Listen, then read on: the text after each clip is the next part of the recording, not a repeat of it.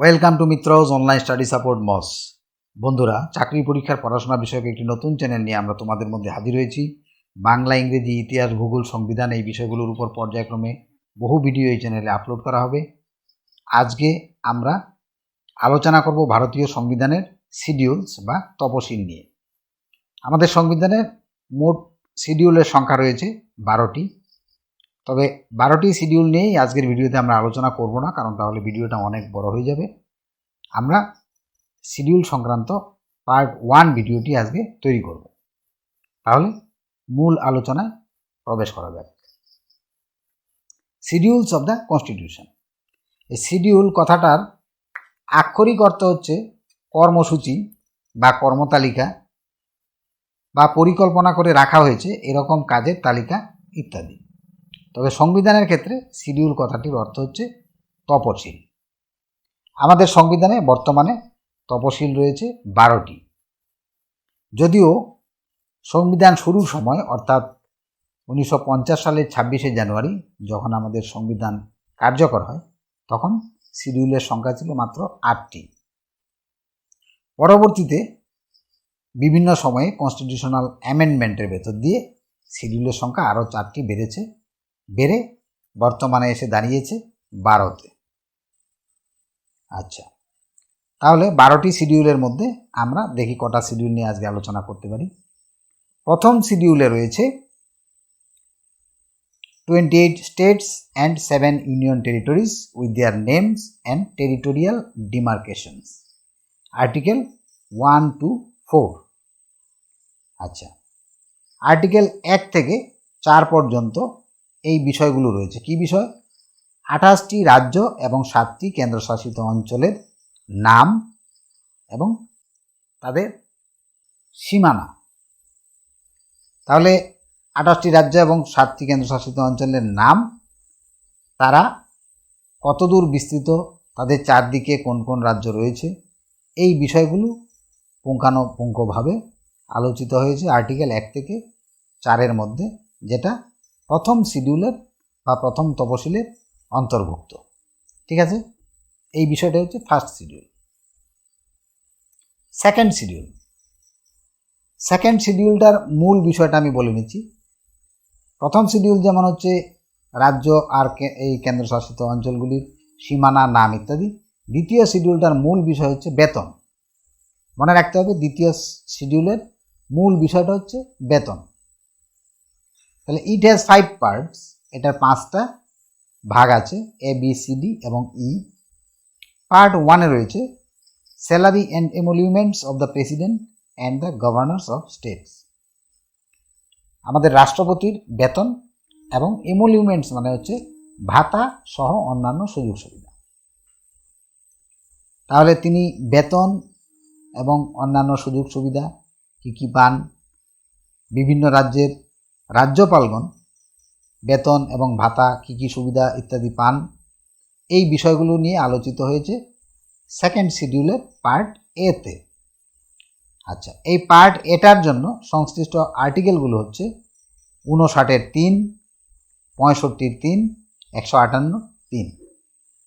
আচ্ছা, আমাদের প্রেসিডেন্ট কত বেতন পান? বেতন মানে হচ্ছে এখানে কিন্তু মূল বেতন যেটা, সেটা বলা হয়েছে। আর অন্যান্য সুযোগ সুবিধা এবং অন্যান্য ভাতা, সেগুলো আরও বহু কোটি টাকার ব্যাপার। সেই হিসেবটা অ্যাকুরেটভাবে দেওয়া সম্ভব নয়। তার মূল বেতন হচ্ছে 2020 সালের হিসাবে 5 লক্ষ টাকা মাসিক। আর বিভিন্ন রাজ্যের রাজ্যপালদের মূল বেতন হচ্ছে 350,000 টাকা, মানে 3.5 লক্ষ টাকা মাসিক। তারাও অনেক রকমের সুযোগ সুবিধা এবং অন্য ভাতা টাতা উপভোগ করেন। আচ্ছা, পার্ট বি এটা বাতিল হয়ে গেছে, ফলে এটা নিয়ে আর আলোচনায় যাব না। সেকেন্ড শিডিউলের পার্ট সিতে রয়েছে salary and emoluments of the speaker, deputy speaker of Lok Sabha. তার মানে লোকসভার স্পিকার এবং ডেপুটি স্পিকারের বেতন, ভাতা ইত্যাদি। তারপর হচ্ছে chairman, vice chairman of Rajya Sabha, রাজ্যসভার চেয়ারম্যান আর ভাইস চেয়ারম্যানের বেতন, ভাতা ইত্যাদি। এবং state legislative assemblies or council, মানে speaker of state legislative assemblies and state legislative councils. যে সমস্ত রাজ্যে দ্বিকক্ষ বিশিষ্ট আইনসভা রয়েছে, আমাদের পশ্চিমবঙ্গে কিন্তু দ্বিকক্ষ বিশিষ্ট নয়, আমাদের শুধু রয়েছে লেজিসলেটিভ অ্যাসেম্বলি, লেজিসলেটিভ কাউন্সিল নেই, যেটা মমতা ব্যানার্জি করতে চাচ্ছেন। আচ্ছা, কিছু কিছু রাজ্যে দ্বিকক্ষ বিশিষ্ট আইনসভা রয়েছে, সেখানে লেজিসলেটিভ কাউন্সিল রয়েছে। তো কাউন্সিলের স্পিকার বা এই যে বিধানসভার স্পিকার, ডেপুটি স্পিকার, ইনাদের যে বেতন ভাতা ইত্যাদির বিষয় আলোচিত হয়েছে পার্ট সিতে। এই পার্ট সির জন্য সংশ্লিষ্ট আর্টিকেলগুলো হলো 97 অ্যান্ড 186। আর্টিকেলগুলো 97 এবং 186 মনে রাখতে হবে। আচ্ছা, বলে রাখি একটা জিনিস এখানে, পরবর্তীতে যখন আমরা বিভিন্ন আর্টিকেল নিয়ে আলোচনা করব তখনও কিন্তু এই বিষয়গুলো আসবে। আচ্ছা, তাহলে পার্ট সিতে এবার কার কি বেতন রয়েছে সেটা একটু দেখি। Salary of the speaker of Lok Sabha, ওনার বেতন হচ্ছে 3,50,000 টাকা মাসিক মূল বেতন। ডেপুটি স্পিকারের মূল বেতন হচ্ছে 3.5 লক্ষ টাকা, লোকসভার ডেপুটি স্পিকার। আর চেয়ারম্যান অফ রাজ্যসভা, ওনার বেতন হচ্ছে 4 লক্ষ টাকা। ওনার বেতনটা লোকসভার স্পিকারের চেয়ে বেশি। কেন? কারণ হচ্ছে, এটা আমরা অনেকেই জানি, রাজ্যসভার যে চেয়ারম্যান তিনি কিন্তু রাজ্যসভার কেউ নন, তিনি হচ্ছেন উপরাষ্ট্রপতি। তিনি পদে নিযুক্ত হন কিন্তু রাজ্যসভার চেয়ারম্যান হিসেবে নন, উপরাষ্ট্রপতি হিসেবে। কিন্তু x officio chairman of Rajya Sabha তিনি, মানে হচ্ছে তিনি পদাধিকার বলে রাজ্যসভার চেয়ারম্যান হয়ে যান অটোমেটিক্যালি। এখানে আরেকটা বিষয় আমি বলি, আমরা জানি যে রাষ্ট্রপতি যদি সাময়িকভাবে অবর্তমান থাকেন তাহলে তার জায়গায় দায়িত্ব পালন করেন হচ্ছে উপরাষ্ট্রপতি। এখন অনেকেই যেটা জানি না যে উপরাষ্ট্রপতি যখন রাষ্ট্রপতি হিসেবে দায়িত্ব পালন করেন সাময়িকভাবে, তখন তিনি বেতন এবং সুযোগ সুবিধা কার মতো পাবেন। ধরে নিচ্ছি 3 মাস রাষ্ট্রপতি নেই, উপরাষ্ট্রপতি 3 মাস রাষ্ট্রপতির দায়িত্ব পালন করছেন, তাহলে 3 মাসে 3 বার তিনি তো অন্তত মাসে বেতন পাওয়ার কথা। তাহলে তিনি কার মতো বেতন পাবেন এবং অন্যান্য সুযোগ সুবিধা ভাতা এগুলো কার মতো পাবেন এই 3 মাস? এটা তিনি পাবেন হচ্ছে রাষ্ট্রপতির মতো, এটা মনে রাখতে হবে। পার্ট ডিতে রয়েছে salary and emoluments of the জাজেস of the supreme court and high courts. আচ্ছা, সুপ্রিম কোর্ট আর হাইকোর্টের যে সমস্ত বিচারপতি রয়েছেন, চিফ জাস্টিস সহ আর কি, তাদের বেতন নিয়ে আলোচনা হয়েছে পার্ট ডিতে। আর এই বিষয়ে আলোচনা করা হয়েছে আর্টিকেল 125 এবং 221 নম্বর, এই দুটো আর্টিকেল। তাহলে আমাদের চিফ জাস্টিসের বেতন কত? 2020 সালের হিসেব অনুযায়ী তার বেতন হচ্ছে 2,80,000 টাকা। এটাও কিন্তু মূল বেতন, ভাতা টাতা নয়। সুপ্রিম কোর্টের অন্যান্য জাজদের মূল বেতন হচ্ছে 2.5 লক্ষ টাকা মাসিক। আর হাইকোর্টের জাজদের মূল বেতন হচ্ছে 2,25,000 টাকা মাসিক। আচ্ছা, এবার পার্ট ইতে রয়েছে salary and emoluments of the controller and auditor general of India. Controller and auditor general হচ্ছেন ভারতের মহা হিসাবরক্ষক, মানে সমগ্র রাষ্ট্রের সর্বোচ্চ হিসাব রক্ষণাবেক্ষণের মালিক হচ্ছেন কন্ট্রোলার অ্যান্ড অডিটর জেনারেল।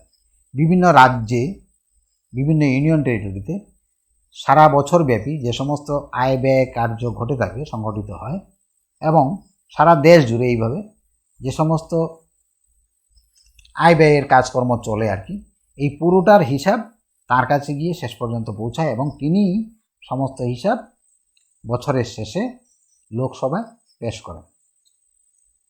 ঠিক আছে, তাহলে এই কাজটা হচ্ছে কন্ট্রোলার অ্যান্ড এডিটর জেনারেলের কাজ।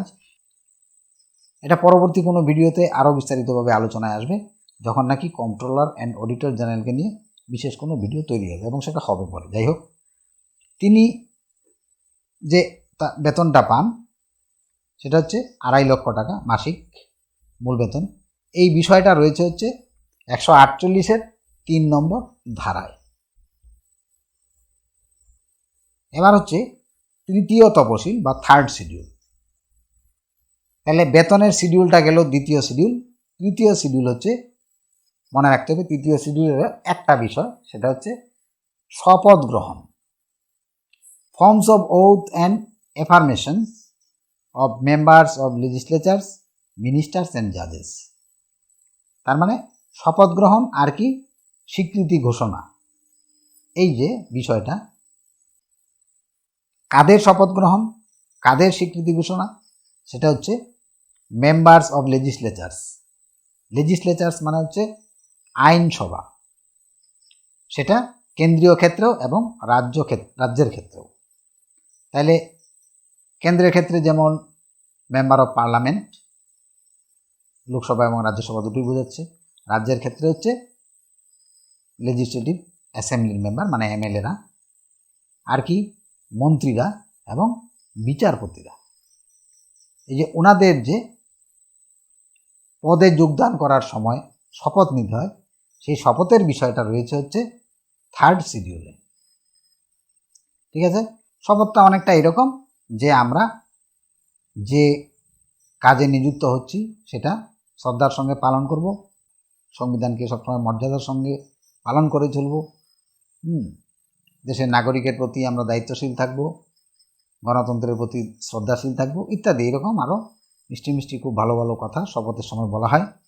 কোনো শপথ গ্রহণ অনুষ্ঠানে শোনার সময় শুনতে ভালোই লাগবে, কিন্তু পরবর্তীতে সেই শপথ নেওয়ার পরে তারা যা করেন আর কি, বিশেষ করে এই এমএলএ এমপি মন্ত্রীরা যেটা করেন সেটা আমরা ভালোভাবেই জানি। আচ্ছা, ইউনিয়ন মিনিস্টার্সরা শপথ নেন হচ্ছে 75-এর 4 নম্বর ধারা অনুযায়ী, আর্টিকেল 75(4). মেম্বার্স অফ পার্লামেন্ট, পার্লামেন্টের সদস্যরা মানে এমপিরা, তারা শপথটা নেন 99 নম্বর আর্টিকেল অনুযায়ী।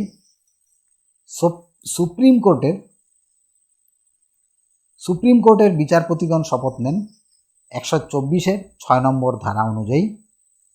কন্ট্রোলার অ্যান্ড অডিটর জেনারেল শপথ গ্রহণ করেন 148-এর 2 নম্বর ধারা অনুযায়ী। স্টেট মিনিস্টার্সরা শপথ গ্রহণ করেন 164-র 3 নম্বর ধারা অনুযায়ী।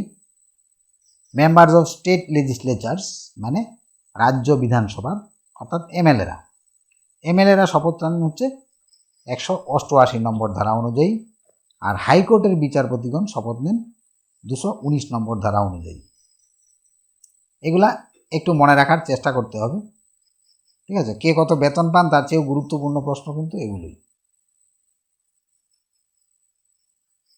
চতুর্থ শিডিউল বা চতুর্থ তপশিল, এখানে কি বলা হয়েছে, allocation of seats to the states and union territories in the Rajya Sabha. মোট কথা চতুর্থ শিডিউলটা মনে রাখার বিষয়, যেটা সিঙ্গেল বিষয় হিসেবে যখন ভাববো তখন হচ্ছে এটা রাজ্যসভা। ঠিক আছে, রাজ্যসভা মানে রাজ্যসভায় কতগুলো সিট, বিভিন্ন রাজ্য এবং কেন্দ্রশাসিত অঞ্চলকে কতগুলি করে সিট ভাগ করে দেওয়া হয়েছে, এই সমস্ত বিষয় এটাতে রয়েছে। ঠিক আছে, আচ্ছা, আর্টিকেল হচ্ছে 80 নম্বর ধারা অনুযায়ী চতুর্থ শিডিউলটা কাজ করে। তাহলে the Rajya Sabha has the maximum strength of 250 members. এই 80 নম্বর ধারায় যেটা বলা হয়েছে যে রাজ্যসভার সর্বোচ্চ সদস্য সংখ্যা থাকবে হচ্ছে 250 জন। সর্বোচ্চ, সর্বনিম্নটা বলা নেই, সর্বোচ্চ, সবচেয়ে বেশি 250-এর বেশি কিন্তু হওয়া সম্ভব না। Out of which 12 members are nominated by the president. এই 250 জনের মধ্যে 12 জন সদস্যকে রাষ্ট্রপতি মনোনীত করবেন। মনোনীত, তারা নির্বাচিত নন, রাষ্ট্রপতির দ্বারা মনোনীত। কোথা থেকে রাষ্ট্রপতি মনোনীত করবেন? মনোনীত করবেন হচ্ছে ভারতের অধিবাসী হিসেবে বিভিন্ন ক্ষেত্রে যারা মোটামুটি শ্রেষ্ঠত্ব অর্জন করেছেন, সেটা হচ্ছে শিক্ষাবিদ হতে পারেন, সাহিত্যিক, কবি, শিল্পী, বিজ্ঞানী, সমাজকর্মী, এই সমস্ত ক্ষেত্রে যারা শ্রেষ্ঠত্বের দাবি রাখেন, সেরকম ফিল্ড থেকে রাষ্ট্রপতি 12 জন মানুষকে বেছে নেবেন, যেন রাজ্যসভায় তাদের কাছ থেকে খুব গুরুত্বপূর্ণ পরামর্শ পাওয়া যায়, যেহেতু তারা জ্ঞানীগুণী মানুষ। লেজিসলেশনের ক্ষেত্রে মানে আইন প্রণয়নের ক্ষেত্রে তাদের কাছ থেকে গুরুত্বপূর্ণ পরামর্শ রাষ্ট্র আশা করতে পারে। সেজন্যই এই সব ফিল্ড থেকে খুব শ্রেষ্ঠত্বের দাবিদার মানুষদেরকে রাষ্ট্রপতি মনোনীত করেন। তাহলে রাষ্ট্রপতি 12 জনকে মনোনীত করেন, আর 238 জন বিভিন্ন রাজ্য এবং 2টো ইউনিয়ন টেরিটরি থেকে মনোনীত হন। মনে রাখতে হবে ইউনিয়ন টেরিটরি মোট 7টা, কিন্তু এই যে রাজ্যসভায় যে নির্বাচিত হন তারা কিন্তু মাত্র ইউনিয়ন টেরিটরির ক্ষেত্রে 2টো ইউনিয়ন টেরিটরি থেকে আসেন। কোনগুলো? একটা হচ্ছে national capital territory of Delhi, আর একটা হচ্ছে পুদুচেরি। আর বাদবাকি যে 5টা ইউনিয়ন টেরিটরি রয়েছে সেখানকার প্রশাসনিক দায়িত্ব পালন করেন হচ্ছে লেফটেন্যান্ট গভর্নর অথবা চিফ অ্যাডমিনিস্ট্রেটর। ঠিক আছে? আচ্ছা,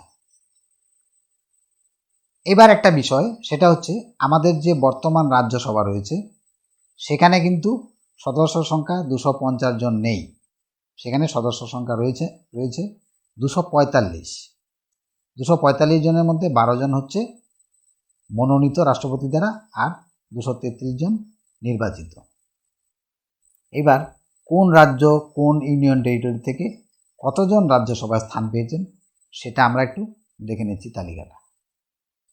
অন্ধ্রপ্রদেশ থেকে 11 জন, অরুণাচল প্রদেশ থেকে 1 জন, আসাম থেকে 7 জন, বিহার থেকে 16 জন, ছত্তিশগড় থেকে 5 জন, গোয়া থেকে 1 জন, গুজরাট থেকে 11 জন, হরিয়ানা থেকে 5 জন, হিমাচল প্রদেশ থেকে 3 জন, জম্মু অ্যান্ড কাশ্মীর থেকে 4 জন, ঝাড়খণ্ড থেকে 6 জন, কর্ণাটক থেকে 12 জন, কেরালা থেকে 9 জন, মধ্যপ্রদেশ থেকে 11 জন, মহারাষ্ট্র থেকে 19 জন, মণিপুর থেকে 1 জন, মেঘালয় থেকে 1 জন, মিজোরাম থেকে 1 জন, নাগাল্যান্ড থেকে 1 জন, national capital territory of Delhi থেকে 3 জন, ওড়িশা থেকে 10 জন, পুদুচেরি থেকে 1 জন, পাঞ্জাব থেকে 7 জন, রাজস্থান থেকে 10 জন, সিকিম থেকে 1 জন, তামিলনাড়ু থেকে 18 জন, তেলেঙ্গানা থেকে 7 জন, ত্রিপুরা থেকে 1 জন, উত্তরপ্রদেশ থেকে 31 জন, উত্তরাখণ্ড থেকে 3 জন এবং পশ্চিমবঙ্গ থেকে 16 জন।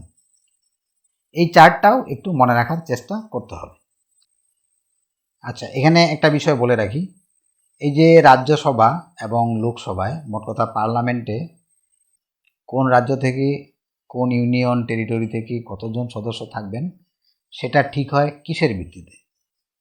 সেটা ঠিক হয় অ্যাকচুয়ালি 1971 সালে যে জনগণনা হয়েছিল সেই জনগণনার উপর ভিত্তি করে বিভিন্ন রাজ্যের সিট অ্যালটমেন্ট করা হয়েছে। তো এরপরে বহু রাজ্যেরই জনসংখ্যা বেশ বড় সংখ্যায় বৃদ্ধি পেয়েছে, এবং এইভাবে বৃদ্ধি পাওয়ার ফলে বহু রাজ্যই দাবি তুলেছে যে তাদের সিট সংখ্যাটা আরও বাড়াতে হবে। যে সমস্ত রাজ্যের জনসংখ্যা বেশি বেড়েছে তারাই এই দাবিটা মূলত তুলেছে, কিন্তু তাদের পরিপ্রেক্ষিতে আরেকটা উল্টো দাবি উঠেছে, যে সমস্ত রাজ্যের জনসংখ্যা সেইভাবে বৃদ্ধি পায়নি তাদের দাবিটা অত্যন্ত জোরালো। তারা বলছেন যে আমরা জনসংখ্যা নিয়ন্ত্রণ করতে পেরেছি, এটা আমাদের ক্রেডিট, ডিসক্রেডিট নয়। তাহলে আমাদের রাজ্যের সিট সংখ্যাটা কম থাকবে, আর যেসব রাজ্য জনসংখ্যা নিয়ন্ত্রণ করতে পারেনি তাদের সিট সংখ্যা বাড়িয়ে দিতে হবে, এটা ঠিক নয়। মূলত এই বিতর্কটাকে গুরুত্ব দুদিক থেকেই দিতে হয়, যে কারণে 1971 সালের পরে যদিও বহুবার জনগণনা হয়ে গেছে, কিন্তু এই পার্লামেন্টের সিট অ্যালটমেন্ট বিভিন্ন রাজ্য এবং ইউনিয়ন টেরিটরির ধারে যা ছিল সেটাই রয়ে গেছে। ঠিক আছে, আমাদের আজকের ভিডিও এই পর্যন্তই। ভিডিও কেমন হয়েছে কমেন্টে জানালে খুশি হব। ভিডিওটি ভালো লাগলে লাইক এবং শেয়ার অবশ্যই করবে, আর আমাদের চ্যানেলটা যেহেতু নতুন সেজন্য সাবস্ক্রাইব অবশ্যই করবে বন্ধুরা। তাহলে সবাইকে ধন্যবাদ, সকলের সুস্থতা এবং সাফল্যের কামনা রইল।